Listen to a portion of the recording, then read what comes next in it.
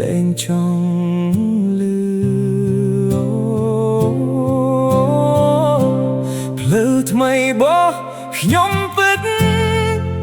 មានគីតាជាមិត្តសំឡេងខ្សែទៀង5មួយដសែនជិតស្និទ្ធនាំក្តីសង្ឃឹមថ្មីហើយឈប់គិតបើថ្ងៃណាខ្ញុំញញឹមមិនមែនភ្លេចអតីតតែព្រោះខ្ញុំបានរៀនស្រឡាញ់ខ្លួនឯងនឹងព្យាយាមឈប់គិត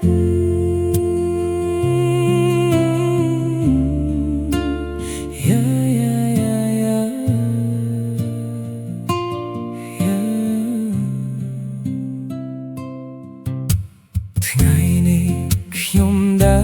រចេញពីរឿងដែលធ្វើឲ្យឈឺទប់ទឹកភ្នែកមិនអើយស្រក់លែងចង់ដឹងលែងចង់លឺផ្លូវថ្មីបោះខ្ញុំពិតមានគីតាជាមិត្តសំឡេងខ្សែទៀង5មួយដសែនជិតស្និទ្ធនាំក្តីសង្ឃឹមថ្មីហើយឈប់គិត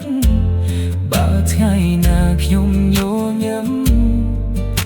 មិនមែនភ្លេចអតីតតែព្រោះខ្ញុំបានរៀនស្រឡាញ់ខ្លួនឯងនឹងព្យាយាមឈប់គិត